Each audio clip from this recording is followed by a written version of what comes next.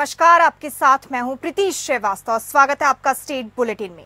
सबसे पहले बात करेंगे आज बिहार की। बिहार के मुख्यमंत्री नीतीश कुमार ने पटना सिटी के गुरु गोविंद सिंह अस्पताल परिसर में निर्माणाधीन मॉडल अस्पताल का निरीक्षण किया और निर्माण कार्य तेजी से पूर्ण कराने का निर्देश दिया। निरीक्षण के दौरान मुख्यमंत्री ने निर्माणाधीन मॉडल अस्पताल के निर्माण कार्यों के बारे में विस्तृत जानकारी ली। इस दौरान स्वास्थ्य विभाग के अपर मुख्य सचिव श्री प्रत्यय अमृत ने नक्शा के माध्यम से कैंपस प्लान की जानकारी दी। उन्होंने बताया कि इस मॉडल अस्पताल की लागत 30 करोड़ 42 लाख रुपए है। निरीक्षण के दौरान अधिकारियों को मुख्यमंत्री ने निर्देश देते हुए कहा कि फरवरी 2025 तक इस मॉडल अस्पताल का निर्माण कार्य पूर्ण करें। इस परिसर में नर्स हॉस्टल के नए भवन का भी निर्माण कराए। उन्होंने कहा कि गुरु गोविंद सिंह अस्पताल तक पहुंचने के लिए पहुंच पथ को ठीक करें ताकि मरीजों को अस्पताल तक पहुंचने में किसी प्रकार की कठिनाई न हो। नीतीश कुमार आपको बता दें पटना सिटी पहुंचे हैं। पटना में उन्होंने निर्माणाधीन मॉडल अस्पताल का निरीक्षण किया। इस निरीक्षण में उन्होंने कई सुविधाओं के बारे में भी चर्चा की है। बिहार के मुख्यमंत्री आपको बता दें पटना सिटी पहुंचे हैं। परिसर में निर्माणाधीन मॉडल अस्पताल का निरीक्षण कर उन्होंने तेजी से इसको कंप्लीट करने के निर्देश दिए। निरीक्षण के दौरान मुख्यमंत्री ने निर्माणाधीन मॉडल अस्पताल के निर्माण कार्यों के बारे में विस्तृत जानकारी ली। और इस खबर पर ज्यादा अपडेट्स के साथ हमारे संवाददाता मोहम्मद दानिश हमारे साथ जुड़ चुके हैं। मोहम्मद दानिश, क्या कुछ अपडेट है इस खबर को लेकर? सीएम नीतीश कुमार ने मॉडल अस्पताल का निरीक्षण किया, किन किन सुविधाओं पर उन्होंने बात की, चर्चा की? देखिए प्रीति, असल में जब से विधानसभा चुनाव नजदीक आने लगा है तो नीतीश कुमार हर एक जगह पर जहां पर कार्य पहले से चल रहे उनका निरीक्षण कर रहे हैं और समय पर उस कार्य को कंप्लीट करने का अधिकारियों को निर्देश भी दे रहे हैं। इसी के तहत उन्होंने कल जो निरीक्षण किया उसमें उन कार्य को कंप्लीट फरवरी 2025 तक मॉडल अस्पताल का निर्माण पूरा करने के लिए आदेश दिया, जिसमें नर्स हॉस्टल है, उसमें और भी कई सुविधा है जिसमें मरीजों को कोई कठिनाई नहीं हो। वैसे वैसे सुविधा के लिए अधिकारियों को निर्देश दिया गया कि सभी को कंप्लीट किया जाए समय से पहले। जी दानिश, तमाम जानकारी के लिए और हमारे साथ जुड़ने के लिए आपका बहुत बहुत धन्यवाद।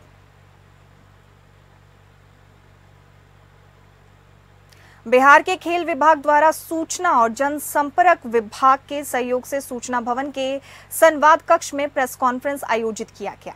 इस अवसर पर संवाददाता सम्मेलन का प्रारंभ करते हुए प्रधान सचिव खेल विभाग डॉक्टर बी राजेंद्र ने बताया कि आगामी राष्ट्रीय खेल दिवस 29 अगस्त 2024 को बिहार के मुख्यमंत्री नीतीश कुमार के कर कलमों द्वारा प्रस्तावित है। राज्य में खेल को बढ़ावा देने के उद्देश्य से स्वतंत्र रूप से खेल विभाग का गठन किया गया।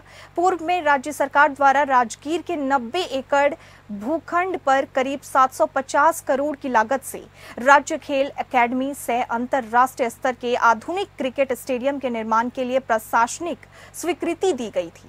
राज्य खेल एकेडमी के माध्यम से राज्य के खिलाड़ियों को अंतरराष्ट्रीय स्तर के वैज्ञानिक प्रशिक्षण और अन्य सुविधा प्रदान करना और राज्य में विभिन्न खेलों का राष्ट्रीय अंतरराष्ट्रीय स्तर के आयोजन के लिए आधुनिक खेल अवसंरचना का निर्माण कराया जा रहा है, जिसमें athletics track, football stadium, hockey turf stadium, swimming pool, basketball, volleyball, handball, lawn tennis, कुश्ती, भारोत्तोलन, कबड्डी, बैडमिंटन कोर्ट, तीरंदाजी, शूटिंग, टेबल टेनिस आदि खेलों के इंडोर और आउटडोर स्टेडियम का निर्माण हो रहा है।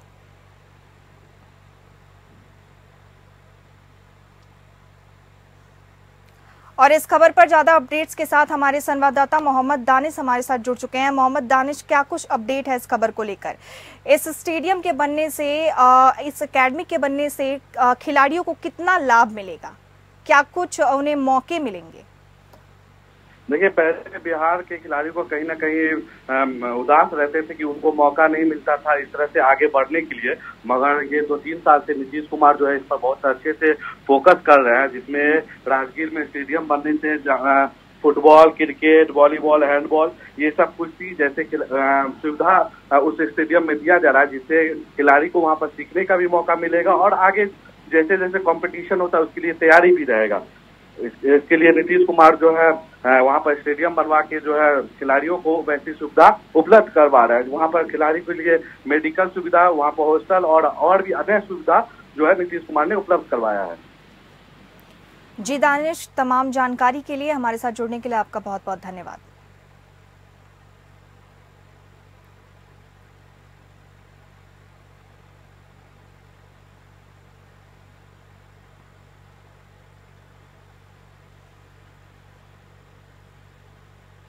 रोहतास जिला के कोचस प्रखंड क्षेत्र के चमराहा गांव में डायरिया का प्रकोप देखने को मिल रहा है, जिसके बाद स्वास्थ्य विभाग की टीम गांव में पहुंची और लोगों का स्वास्थ्य जांच कर रही है। बताया जा रहा है कि पिछले एक सप्ताह में 50 से अधिक लोग डायरिया से पीड़ित हो गए हैं, जिनको कोचस के प्राथमिक स्वास्थ्य केंद्र के अलावा अलग अलग अस्पताल में भर्ती कराया गया है। लोगों का कहना है कि गाँव में गंदगी का अंबार है और लोग दूषित पानी को विवश हैं। ऐसे में इलाके में डायरिया का प्रकोप बढ़ गया है। ज्यादातर महिलाएं और बच्चे डायरिया से ग्रसित हैं। स्वास्थ्य विभाग के अधिकारियों का कहना है कि हेल्थ टीम मौके पर गई और कई लोगों को अस्पताल में भर्ती कराया गया। कई लोग निजी स्तर पर अपना इलाज करा रहे हैं। तो हम लोग अपना टीम बना के जब वहाँ पे गए तो हम लोग देखे कि मैक्सिमम लोग वहाँ पे डायरिया से इस बीमारी से ग्रसित हो रहे हैं।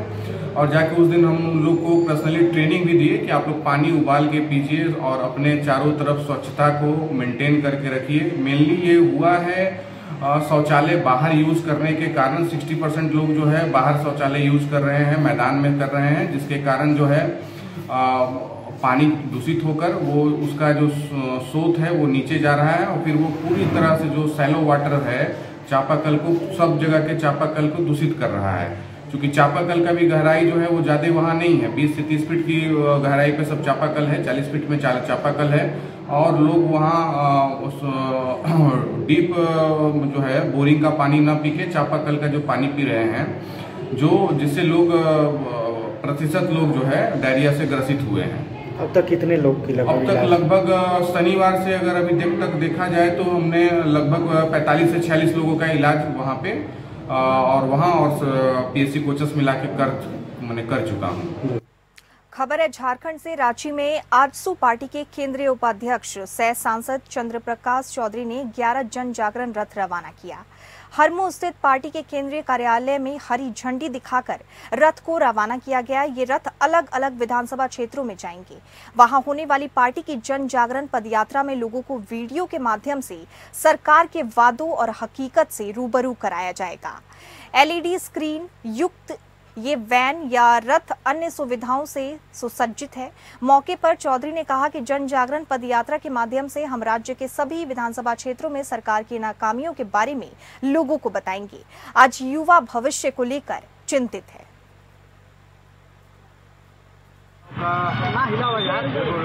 दिखने वाला है और चुनाव की तैयारी है और वर्तमान में जो ये जन जागरण अभियान का उद्देश्य है, पिछले 5 साल में वर्तमान सरकार के द्वारा जो झारखंड के लोगों को आश्वासन दिया गया, जो एक भी वादा नहीं पूरा किया गया, उन सारे विषयों को लेकर हम लोग सरकार के विरुद्ध में, झारखंड मुक्ति मोर्चा और कांग्रेस के विरुद्ध में लोगों के बीच में जाएंगे और यह लोगों को जगाएंगे, लोगों को संदेश देंगे कि ये सरकार के कार्यकाल में जिस प्रकार भ्रष्टाचार बढ़ा है और जिस प्रकार वादा खिलाफी 5 साल जो वादा करके जो मुकरे हैं, बेरोजगारों को रोजगार नहीं दे पाए, इस तरह से कई विषय हैं जो इनके द्वारा नहीं किया गया और फिर से झूठा वादा, फिर से चुनाव आ रहा है तो फिर से झूठा वादा करके लोगों को बरगलाने का प्रयास कर रहे हैं।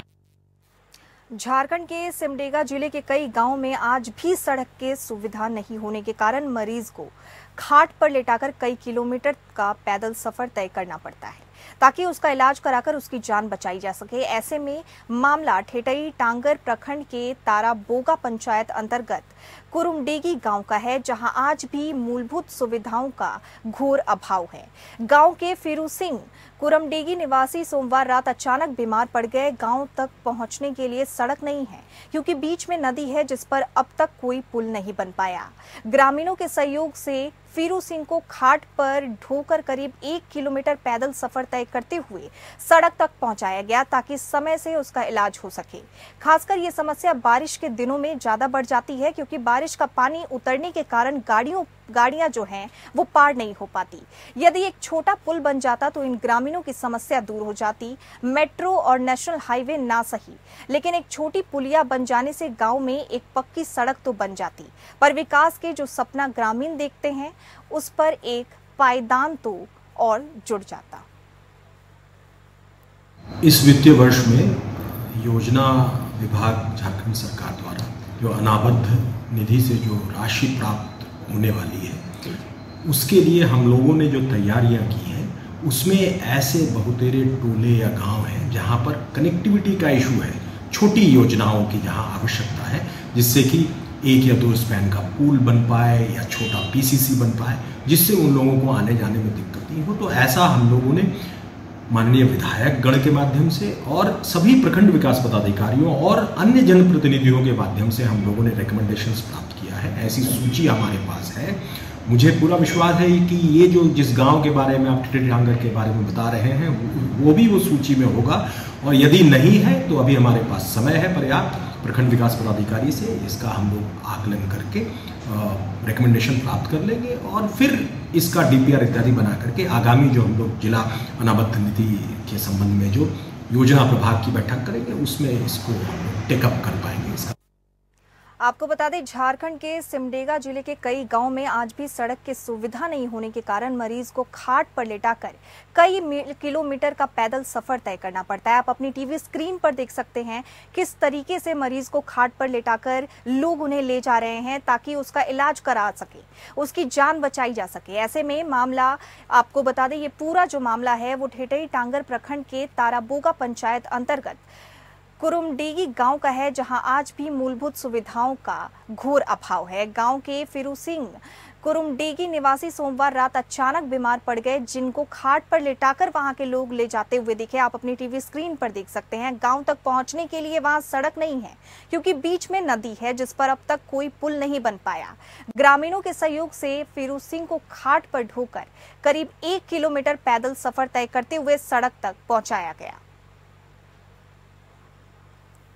और इसी खबर पर ज्यादा अपडेट्स के साथ हमारे संवाददाता मुकेश हमारे साथ जुड़ चुके हैं। मुकेश, क्या कुछ अपडेट है इस खबर को लेकर? एक तरफ देश में कई जगह पर मेट्रो बन रहे हैं तो दूसरी तरफ सड़कें तक नहीं है। जी बिल्कुल प्रीति, सिमडेगा जिला का ऐसा कई गांव है जिसमें एक गांव ये ठेटांगर का कुरुमडेगी है, जहां के ग्रामीण आज भी मूलभूत सुविधाओं से वंचित है। अगर कोई बारिश के दिनों में बीमार पड़ जाए तो नदी पार कराने के लिए खाट पर लेटाकर उन्हें 1 किलोमीटर दूर ले जाया जाता है सड़कों तक, ताकि उसका इलाज कराया जा सके। और पानी का जलस्तर अगर ज्यादा बढ़ जाता है तो वो भी संभव नहीं हो पाता है। ऐसे में लोगों की जान पर आफत बनी रहती है। सरकार अगर झारखंड की बात करे तो ये गांव की सरकार, गांव के लोगों की सरकार और ग्रामीणों की सरकार ये सब नारे तो लगाती है, लेकिन ये नारे बस चुनाव तक ही सीमित रहते हैं। वर्तमान सरकार अगर देखा जाए तो यहाँ पे जो अभी भी बहुत सारे जो ग्रामीण क्षेत्रों में सुदूरवर्ती गांव हैं जहाँ पे पुल पुलिया नहीं है, उस पे अभी भी उस स्तर का प्रयास नहीं हो पाया है, जिससे कई गांव ऐसे हैं जो अभी भी मूलभूत सुविधाओं से वंचित है। खास करके स्वास्थ्य सुविधा की बात करें, सड़क सुविधा की बात करें, जिसमें छोटे छोटे पुल पुलिया हैं जो बारिश के दिनों में एकदम जिले मुख्यालय से कट से जाते हैं, जहां पे लोग टापू जैसे जगहों पे रहने को मजबूर हैं। जी मुकेश, तमाम जानकारी हमारे दर्शकों के साथ साझा करने के लिए आपका बहुत बहुत धन्यवाद। रिम्स में जूनियर डॉक्टर और सुरक्षा गार्ड के बीच किसी बात को लेकर जमकर बहस हुई। बात इतनी आगे बढ़ गई कि मामला हाथापाई तक पहुंचा। इसमें एक छात्र के घायल होने की सूचना है। एमबीबीएस छात्रा ने सुरक्षा कर्मियों पर हाथापाई का आरोप लगाया। छात्रा का आरोप है कि एक महिला गार्ड ने उसके साथ दुर्व्यवहार किया। आईडी कार्ड दिखाने पर भी उसे स्टेडियम में जाने से मना कर दिया और उसके साथ धक्का मुक्की की। मामला इतना बढ़ गया कि देर रात छात्रों और सुरक्षा गार्डों के बीच झड़प हो गई। एकेडमिक ब्लॉक में छात्र जमा होकर विरोध प्रदर्शन करने लगे। छात्रों का कहना है कि रिम्स के गार्ड बाहर के लोगों को छोड़ रिम्स विद्यार्थियों पर ही हावी हो जाते हैं। आईडी कार्ड होने के बाद भी स्टेडियम में नहीं जाने देने को लेकर हुआ विवाद। दरअसल आपको बता दें, रिम्स के छात्रों की पहचान के लिए उन्हें आईडी कार्ड दिया गया है। उन्हें आईडी कार्ड को अपने हाथ में रखने को कहा गया ताकि बाहर के लोगों को और रिम्स के छात्रों की पहचान हो सके। इसी के साथ ये भी बता दें कि देर रात जब रिम्स की छात्रा आई तो महिला गार्ड ने उसके साथ दुर्व्यवहार किया और स्टेडियम में प्रवेश करने से मना कर दिया, जबकि छात्रा के पास आईडी कार्ड भी था। इसको लेकर छात्रों और सुरक्षा गार्डों में झड़प हो गई। पुलिस पूरे मामले की जांच में जुटी हुई है।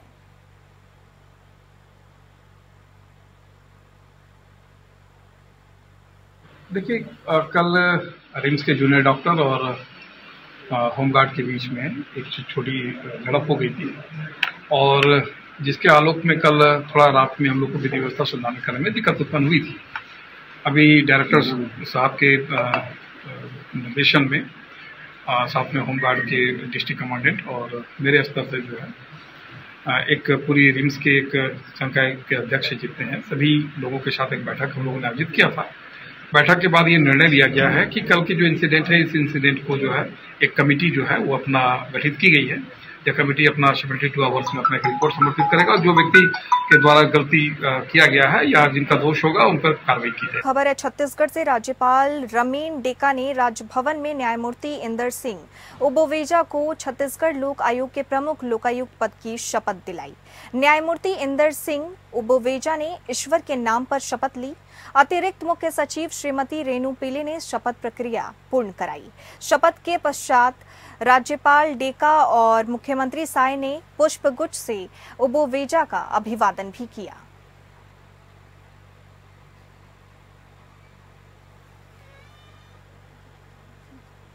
मुख्यमंत्री विष्णुदेव साय राजधानी रायपुर के गुढ़ियारी स्थित अवधपुरी मैदान में आयोजित विशाल दही हांडे उत्सव कार्यक्रम में शामिल हुए। आपको बता दें, मुख्यमंत्री साय ने दही हांडे उत्सव कार्यक्रम को संबोधित करते हुए कहा कि भगवान श्री कृष्ण ने अपनी लीला से हमें जीवन जीने की कला सिखाई है। महाभारत में श्री कृष्ण ने अन्याय के विरुद्ध लड़ने का संदेश दिया। अन्याय के खिलाफ लड़ना ही सबसे बड़ा धर्म है। भगवान श्री कृष्ण ने हमें कर्म की प्रधानता की शिक्षा दी है। मुख्यमंत्री साय ने कहा कि कृष्ण प्रकृति प्रेमी है। जब हम भगवान कृष्ण को याद करते हैं तो हमें यमुना नदी का किनारा याद आता है, बांसुरी की तान याद आती है और गौ माता का झुंड याद आता है। सनातन धर्म में प्रकृति की पूजा की जाती है। पीपल, बरगद आदि वृक्षों को पूजनीय माना गया है। हो, शांति हो और जब हम भगवान कृष्ण के याद करथन तो भगवान कृष्ण कान्हा के रूप में पैदा होके द्वारकाधीश तक के मन के यात्रा समझ में आथे। अनेकों नाम, अनेकों वेश और अनेकों उमन के कला भगवान श्री कृष्ण हमला कैसे जीना चाहिए, कैसे हमला अपन मानव जीवन ला व्यतीत करना चाहिए, पूरा अपन कृष्ण लीला में बताई है। आज ये कृष्ण जन्माष्टमी मनाए के सार्थकता वही है कि जो महाभारत में मन उपदेश देन है कि कैसे जीना चाहिए, कैसे अन्याय और अधर्म के प्रति लड़ना चाहिए। भगवान श्री कृष्ण महाभारत में उपदेश देन है और एक कहीन है कि अन्याय और अधर्म के खिलाफ लड़ना ही सबसे बड़ा धर्म है। कर्म के प्रधानता देन है भगवान कृष्ण। श्री कृष्ण जन्माष्टमी के भी बहुत बहुत बधाई, बहुत बहुत शुभकामनाएं। प्रदेश कांग्रेस अध्यक्ष दीपक बैज ने कहा कि भिलाई 3 में शांतिपूर्ण ढंग से विरोध प्रदर्शन करते ज्ञापन देने जा रहे कांग्रेस कार्यकर्ताओं पर पुलिस ने जिस तरह से लाठीचार्ज किया वो दमन की कार्रवाई है। उन्होंने कहा कि लोकतंत्र में विरोध प्रदर्शन सबका अधिकार है और ऐसे प्रदर्शन से सत्तारूढ़ भाजपा को विचलित होकर गैर लोकतांत्रिक कदम नहीं उठाना चाहिए। प्रदेश कांग्रेस अध्यक्ष दीपक बैज ने कहा कि भिलाई 3 में पूर्व मुख्यमंत्री भूपेश बघेल की सुरक्षा में बजरंग दल के गुंडा तत्व ने जिस तरह से सेंध लगाई वो चिंता की बात है। सुरक्षा में गंभीर सेंध पर पुलिस की ओर से कोई कार्रवाई न किए जाने पर कांग्रेस की ओर से धरना दिया गया था और थाने में जाकर पुलिस को ज्ञापन देना था। जिस तरह से आज हमारे भिलाई में हमारे कांग्रेस के कार्यकर्ताओं के ऊपर लाठीचार्ज किया गया, निश्चित रूप से इसका मैं घोर विरोध करता हूं, घोर निंदा करता हूं। शासन प्रशासन अपनी नाकामियों को छुपाने के लिए, अपराध को रोकने के बजाय व्यक्तिगत हमले कर रहे हैं। निश्चित रूप से इस वक्त कांग्रेस पार्टी विरोध करती है और आने वाला समय में अगर इसी तरह शासन गुंडाराज स्थापित करती है, निश्चित रूप से कांग्रेस पार्टी फिर से जन आंदोलन खड़े करेगी। और आज का लाठीचार्ज कांग्रेस पार्टी इसका पुरजोर विरोध करती है और निंदा। बच्चों को देश का भविष्य माना जाता है। शासन प्रशासन के द्वारा इनके हित में तमाम योजनाएं संचालित किए जाने का दावा किया जाता है, लेकिन धरातल पर स्थिति इसके विपरीत ही दिखाई दे रही है। ताजा मामला खैरागढ़ जिले के ग्राम मुर्डीपार हाई स्कूल का है, जहां कक्षा 12वीं में अध्ययनरत छात्राएं रोते बिलखते जिला मुख्यालय पहुंची, जहां जीव विज्ञान की शिक्षिका दामिनी सिंह पर कई गंभीर आरोप लगाए। बच्चों की माने तो मैडम स्कूल में आती है पर क्लास नहीं लेती, जिससे उनकी पढ़ाई प्रभावित हो रही है। वहीं बच्चे जब इसकी शिकायत करते हैं तो उन्हें प्रैक्टिकल नंबर का भय दिखाया जाता है। बच्चों ने आज पूरे मामले को लेकर शिकायत पत्र जिला शिक्षा अधिकारी और एसडीएम को सौंपा। वहीं जिम्मेदार अधिकारी पूरे मामले में मीडिया से कुछ भी कहने से बचते नजर आए।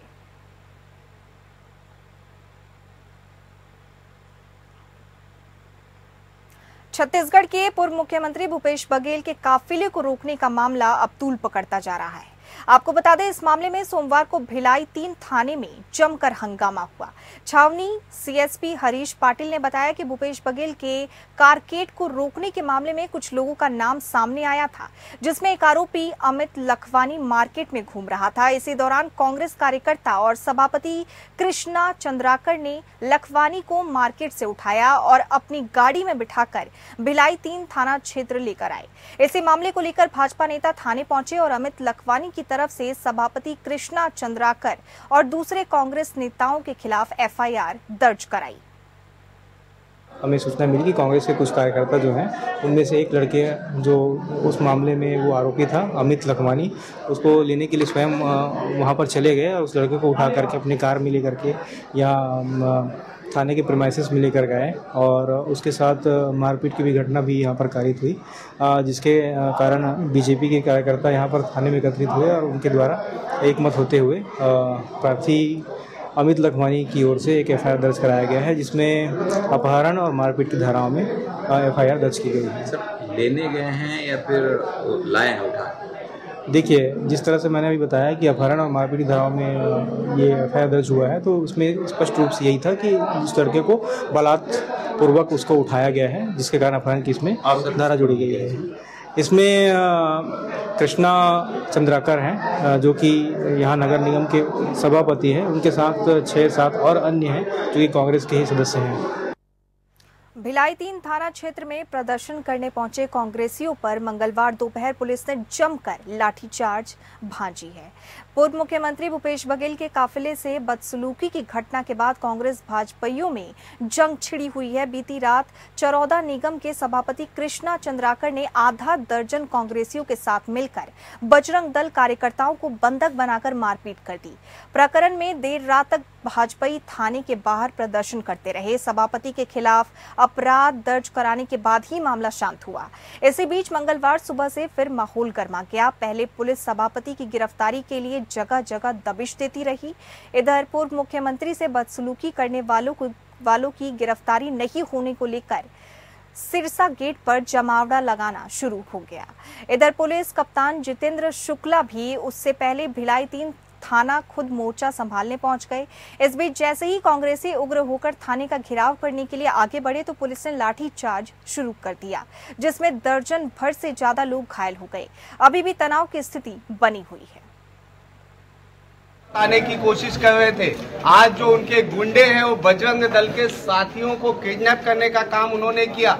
भूपेश बघेल के दाहिने हाथ कृष्णा चंद्राकर और उनके साथी पार्षद और नगर पालिक निगम भिलाई 3 के महापौर निर्मल कोसरे के द्वारा जिस प्रकार एक बच्चे का अपहरण किया जाता है, उसे मारा जाता है, थाना में घुस के मारा जाता है, ये सारा चीज बताता है कि भूपेश बघेल अभी भी गुंडे पाल रहे हैं। भूपेश बघेल जी, आपके निवास के 5 कदम दूर से बोल रहा हूँ, समझ जाइए, आगाज है ये हिंदुओं का आगाज है, ये भारतीय जनता पार्टी के कार्यकर्ताओं का आगाज है। आपकी अगर ये हरकत रही तो आपको इसका भारी भुगतान भुगतना पड़ेगा।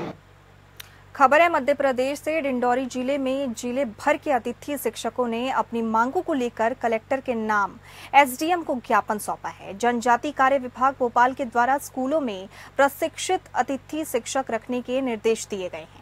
आदेश के कारण जिले में सालों से स्कूलों में शिक्षा दे रहे शिक्षकों को अब नियुक्ति नहीं दी जा रही। जिससे हजारों की संख्या में अतिथि शिक्षक बेरोजगार हो गए। अतिथि शिक्षक संघ की मांग है कि सालों से स्कूलों में सेवाएं दे रहे अतिथि शिक्षकों को दोबारा स्कूलों में नियुक्ति दी जाए, जिससे स्कूलों में बच्चों को शिक्षा मिल सके, साथ ही अतिथि शिक्षकों के परिवार का पालन पोषण हो सके। ये शासन पे गंभीरता लेते हुए और 2 सितंबर 2023 को तात्कालिक मुख्यमंत्री शिवराज जी के द्वारा ये निर्णय लिया गया था, ये घोषणा की गई थी कि डबल मानदेय दिया जाएगा, स्थायी कैडर बनाया जाएगा, प्रशिक्षित किया जाएगा, लेकिन सिर्फ एक ही घोषणा को अमली जामा पहनाया गया जिसमें मानदेय दुगना हुआ। लेकिन अभी भी घोषणाएं हमारी बची हुई हैं। उसी घोषणाओं को लेके हम आज फिर कलेक्टर महोदय के सामने, एसडीएम प्रतिनिधि साहब के सामने अपना ज्ञापन दिया और अधिक संख्या से जो ग्रामीण परिवेश से हमारे अतिथि आए हैं उनको बहुत बहुत धन्यवाद। शिक्षा के लिए भी हमने वरिष्ठ अधिकारियों से बात की है। ये बात सही कि जिले में बीएड के प्रशिक्षित नहीं है, तो हम उसको ये कर रहे हैं कि कम से कम ये जो पढ़ा रहे हैं तो स्कूल बंद ना हो, ST/SC बच्चों का शैक्षणिक कार्य प्रभावित नहीं हो, तो उनका सिर्फ नहीं पढ़ाना होगा। और इसी के साथ स्टेट बुलेटिन में फिलहाल इतना ही। नमस्कार।